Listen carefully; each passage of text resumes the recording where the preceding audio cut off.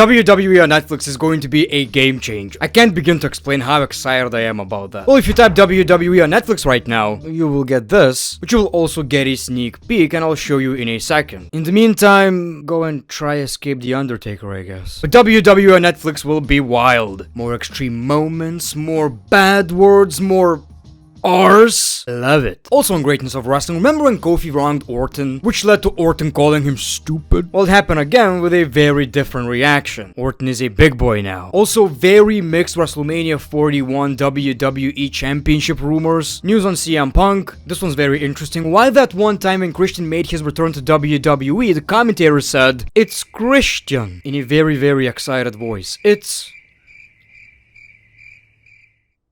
Christian. People are more excited about getting that booger finally out of my nose. Honestly, very excited about that. Well, anyway, welcome back to Greatness of Wrestling. Roll the intro. I'm hurt and I'm old. And I'm coming hard. You perp. Farming is gambling. Mama Rose! Trash. Daddy's back. Go This is the shit. Acknowledge me! How are you guys doing today? So, I'm super excited about WWE on Netflix. Look, if you are from UK or Europe just like me, you guys know it's easier to buy crack than get WWE content. It's really, really confusing. You gotta find ways, and you know exactly what I'm talking about. At one point, I did have Raw and SmackDown in Lithuania, like the actual version, you could watch it live, but that ended like a year ago, so I was devastated. Now I have to watch WWE in terrible quality most of the time. Well, here's the thing about WWE on Netflix. If you guys are from US, which is most of you, you will get Raw on Netflix, WWE pay-per-views on Peacock, SmackDown on USA Network. However, if you are from Europe, UK, you'll be eating good. You'll be eating good while saving money, dare I say. You will finally get to watch WWE with normal quality because you will get Raw, SmackDown, NXT, every pay-per-view, everything right here on Netflix. Let me guys show you something. This is not necessarily a big deal, but you know, we get a sneak peek on how will that look. We type in WWE, here you go. NXT live January 8th, SmackDown January 4th, and Raw January 7th. This is how it's going to look. I love that. For example, you click on SmackDown, episodes and info. So this is honestly even more convenient than WWE Network, which is something I still use. This is literally still how I watch professional wrestling, whether it's live or reviewing some stuff. So this is a question for you guys. Let me know in the comments below. Do you prefer WWE Network or Peacock? Peacock, you know what I'm talking about. Here's something interesting, more to explore. WWE Best of Raw and SmackDown 2011, all of these different kind of documentaries about the WWE. So I'm just wondering, are these gonna be here because they showed up in the search? Which is kind of interesting. But I doubt that they will be able to move everything from the WWE Network to Netflix. Thousands of hours of content. ECW, WWE, WCW, AW, everything. Absolutely everything. So I'm really, really struggling to understand whether that's even possible to do, or maybe in the near future, because eventually I wouldn't be surprised if SmackDown, for example, is gonna move to Netflix as well. Well, it did to me, so I'm just very, dude, I'm so happy. You guys don't even know. Also, isn't it the first time they're actually gonna do something live on Netflix? I'm also wondering the Raw's format. I can only imagine we're not gonna get ads. I believe it works differently. Netflix already, I don't know. When it comes to SmackDown, for example, I don't expect to see the same ads you guys see on USA Network, because when I got the WWE content in Lithuania, live content, I would just see the broadcaster, whatever you want to call it, logo during commercials. I would basically see a nothing. I would see an outdated picture of SmackDown with people who are in AEW right now. Maybe that's why they quit Lithuania, I don't know. Fightful Select notes that a long-time WWE employee told them the first episode of Raw on Netflix is expected to be one of the biggest shows in its history, more like a premium live event than a regular episode of TV. I really believe that. I think I wouldn't be surprised if WWE before the actual show are going to announce that John Cena is going to be a part of this show. Well, that's kind of a given. I wouldn't be surprised if before the show they're gonna say, well, tune in to Netflix. buy it for $10 or whatever, and you will get to see John Cena wrestling on the Netflix Raw debut. I wouldn't be surprised since that's kind of the point of John Cena's retirement tour. He's gonna be wrestling on Raw sometimes, pay-per-views, and even right after WrestleMania. So I wouldn't be surprised if we're going to get John Cena and many other legends. This is gonna be a big-ass show. If they're gonna stay 2 hours, the Netflix show, the first ever, the debut, it needs to be 3 hours long. One thing people also don't realize, since it's not gonna be on television, you can literally add time. For example, the match needs to be longer, right? But oh my god, it's the end of Raw and now you get to watch Sopranos or something, whatever. Well, on Netflix, they can actually add more time. It doesn't matter. Also, what I expect from the first episode, you will see something crazy. I believe WWE are gonna give you something extreme, something non-PG, TV-14, boobies, something along those lines, because it's not gonna happen every week, but with the first episode, they need to tell you, you should be watching. This is the kind of shit you can expect from us now that we're on Netflix. But also let me know in the comments below. Are you excited? And do you wish you also got SmackDown, NXT, everything on Netflix? I'm super excited. I'm coming. Randy Orton finally wrestled on NXT, which I quite enjoyed. I think the match was really fun. And NXT is in general kinda growing on me lately. Well, they tried to do a spectacular RKO, which unfortunately failed, so Randy Orton just laughed it off. He had another RKO. Joanne Evans sold it really well. So Randy takes the W, and Joanne Evans says, "I'm so sorry." Man, I felt sorry for the dude. It wasn't even his fault. You know, it was a really hard spot to nail. You can't see your opponent really, so it's hard to control your body. It's like it needs to be inches, right? And Orton says, "It's okay. You're the man." That is a different man right here. This is a changed man. Remember that Kofi moment like 15 years ago or whatever? Stupid Kofi. Stupid son of a bitch, Kofi. Kofi, you're a dumbass. Stupid much. Obviously, nobody's blaming Joanne Evans, and they shouldn't.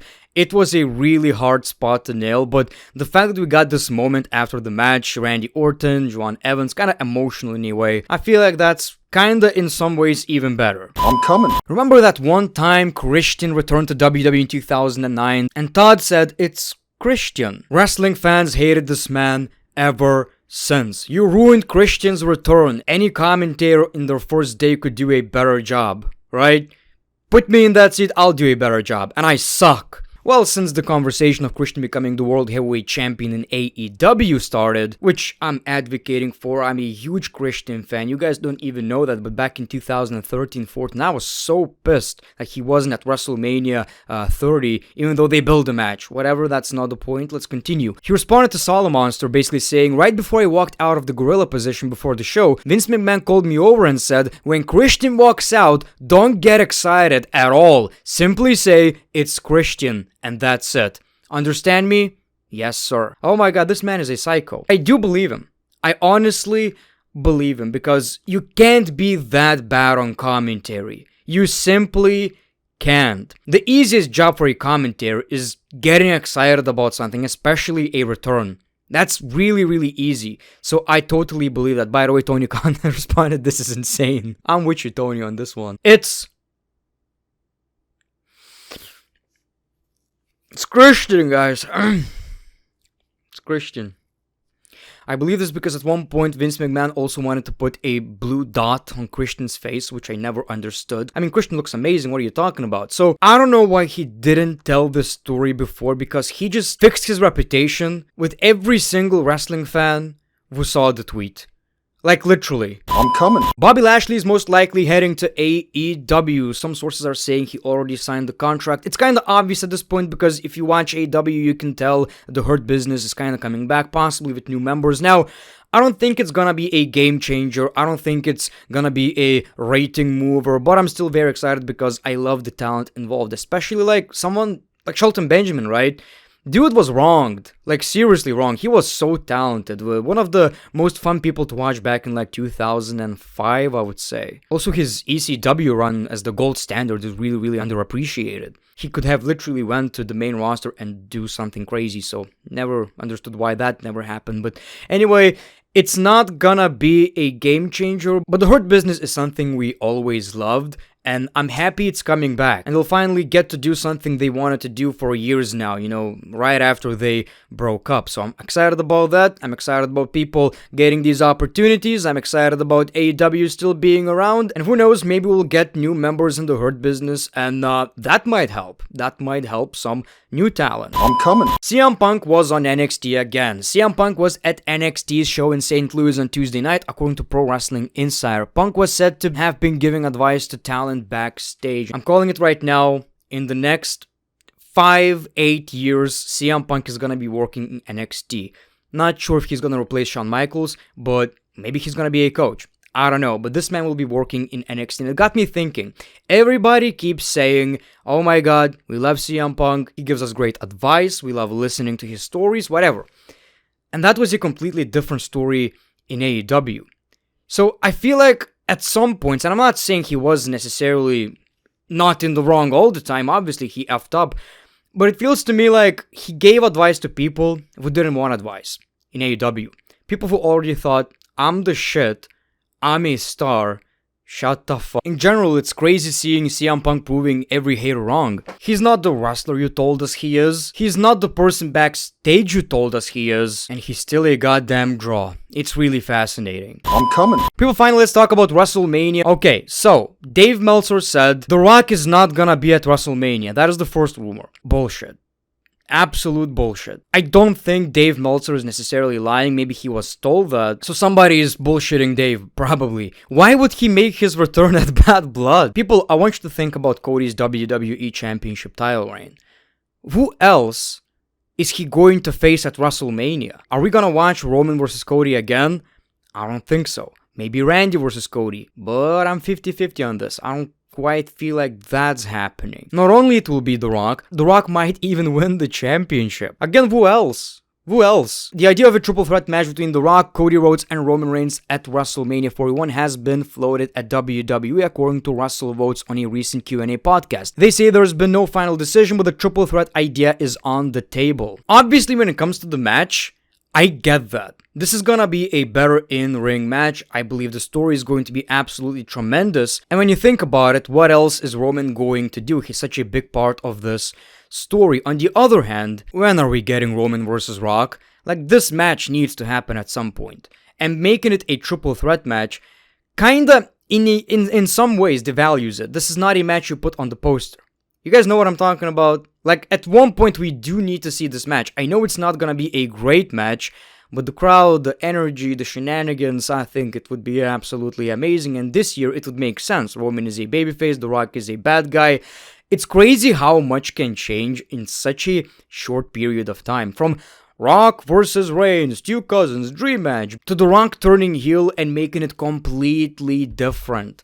It's wild. But let me know in the comments below. How do you feel about that? Would you prefer Rock versus Reigns or a triple threat match? So thank you for watching this video. Hopefully you enjoyed. Appreciate your time. Like, subscribe, all that shit. The Great One. Peace, love, and hugs. It's been a pleasure.